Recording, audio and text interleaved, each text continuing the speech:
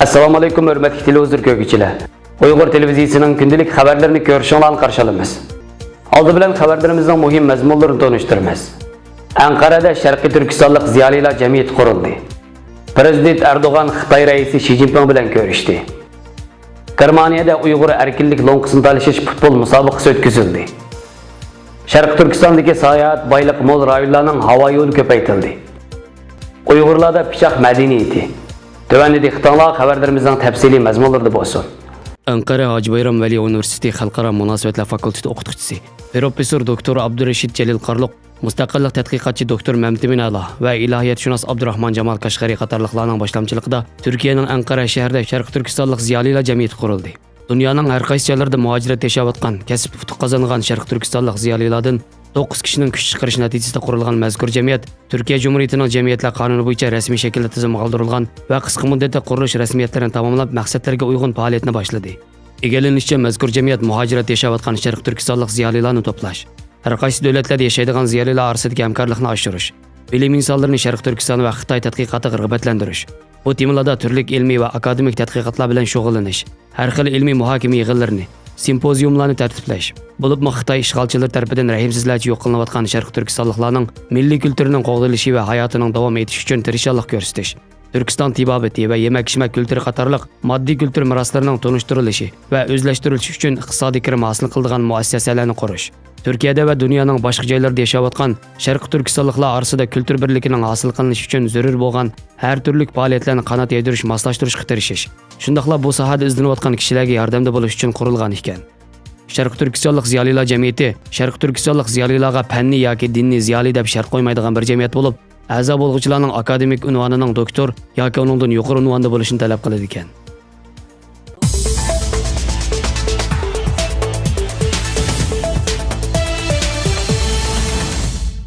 15 iyun Tojikistonning Dushanbe shahrida Prezident Erdo'g'an Xitoy raisi Shi Jinping bilan ko'rishib, o'zaro fikr almashtirgan.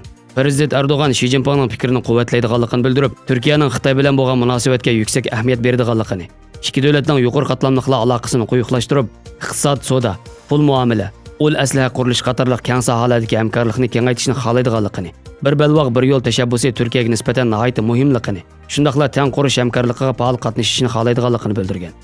Shi Jinping bo'lsa ikki davlat munosabatiga yuksak ahamiyat beradiganligini, birlikda ikki tarafning do'stligini ikki davlat orasidagi ishonchga aylantirib, Turkiya bilan strategik hamkorlik munosabatida o'zliksiz yangi sahifa ochishga turtki bo'lishni, navbatdagi vaziyatda ikki taraf bir-birining yadroliq manfaati va zo'r ko'ngil bildigan ishlarda bir-birini qat'iy qo'llab, terrorlikqa qarshi turish sohasidagi hamkorlikni kuchaytirish kerakligini, Turkiya an'anaviy Ipak yo'li bo'yidagi davlat bo'lib, Turkiya bilan birlikda bir balvoq bir yo'l ramkasidagi o'zaro foyda yetkazish hamkorligini kuchaytirishni xohlaydiganligini, Xitoy bilan Turkiya 20 davlat guruhining muhim a'zolari bo'lish bilan ikki taraf 20 davlat guruhi qatorliq ko'p tarafli sohalardagi almashtirish, moslashishni kuchaytirish kerakligini bildirgan.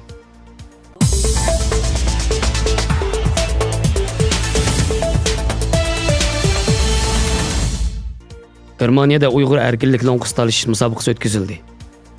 15 iyun Germaniyaning Myunxen shahrida Yevropa Sharq Turkiston birligining uyushtirishi bilan Uyg'ur erkinlik lo'nqisini talashish futbol musobaqasi boshlandi.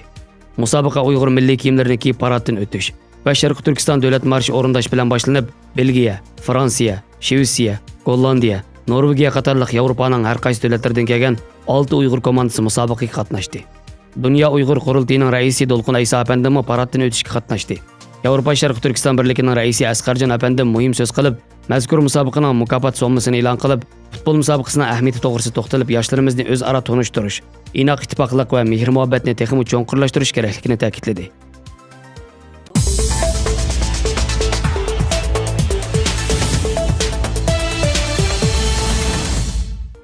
Xitoy Xalqaro Uyg'urcha kanalining 14-iyun Beyjingda bergan telegrammasi Altay Qanas Ko'kto'qay aylanma uchish liniyasida tunji uchishni ijro qiladigan aeroplanlar Altay aerodromiga qo'ngan.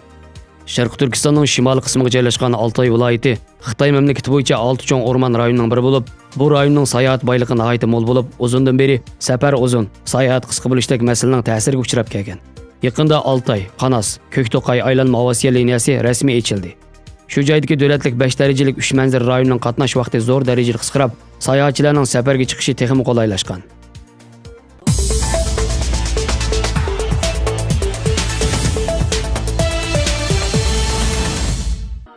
Uyg'urlarning qadimgi ajdodlari tosh qurollar davrida toshdan, bronza qurollar davrida misdan, temir qurollar davrida temirdan har xil pichoq va xanjarlarni yasab, uzoq tarixiy jarayonlardagi ishlab chiqarish, turmush qaynamlarida uni ko'p qatam isloh qilib, yengilab, o'tkir, nafis, ko'rkam holatga keltirib, pichoqdan nihoyat unumli foydalanib kelganligini tarix, arxeologiya manbalari davomli dalillab keldi.